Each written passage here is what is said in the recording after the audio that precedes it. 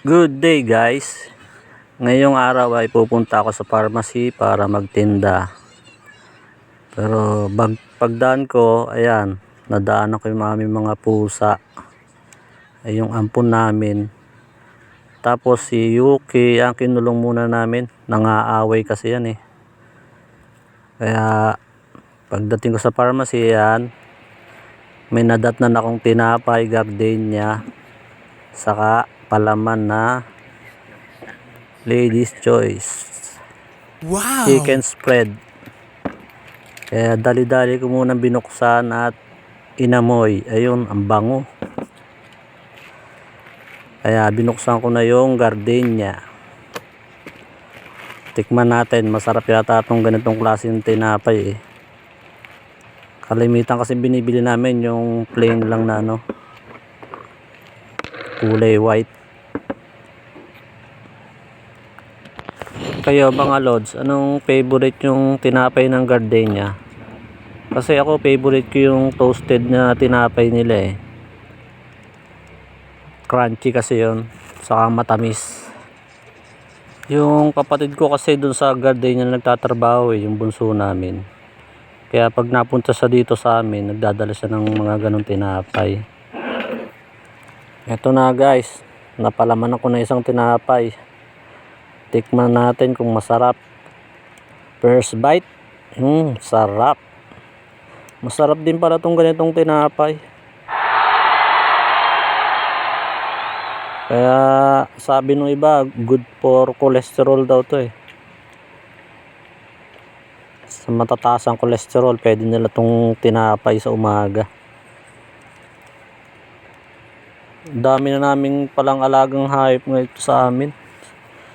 May pusa, may kalapate, yung mga anak ko nag-aalaga, mahilig sila mag-alaga ng mga hayop eh.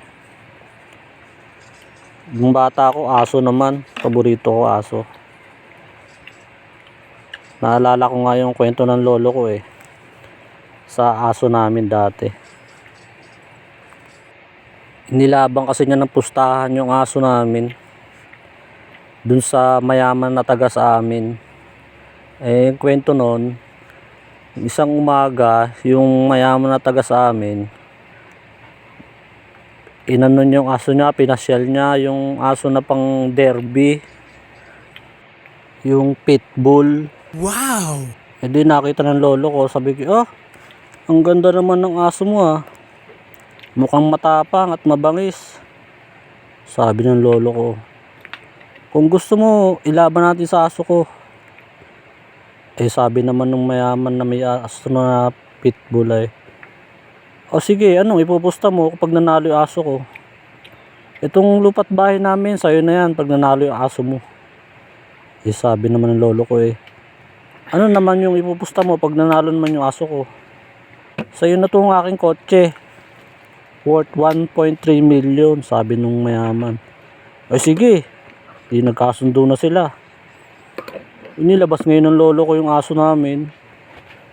Eh nakita nung nung mayaman eh, bakit ganyan aso mo puro galis saka walang balahibo?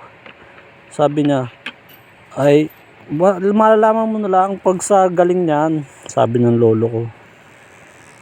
Eh di ang ginawa ay inalpasan na nila yung aso nila. Biglang sinakmal agad ng aso ng lolo ko yung aso niya, tanggal ang ulo. Eh di natalo yung mayaman na taga sa amin. Eh di yung mayaman eh mangyak-ngyak kasi natalo nga yung aso niya eh. Hindi siya makapaniwala eh. Tapos nung natalo yung aso niya, nakita niya wala na yung ulo. Kinain ng aso ng lolo ko. Eh di nagtanong siya ngayon doon sa lolo ko. Ang sabi niya sa lolo ko eh, Lolo, anong sikreto nyo? Ba't ang tapang ng aso nyo? Ang galing niyan. Nasabi nung lolo ko eh, yan ba? Alam mo kaya matapang yan kasi dati siyang leon. Inahitan ko lang kaya ganyan yung kanyang katawan.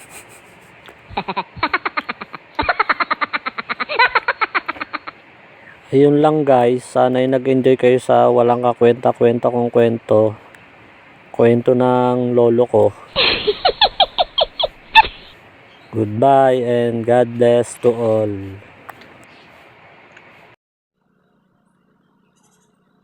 Guys, if you like my video, please like, share, and subscribe.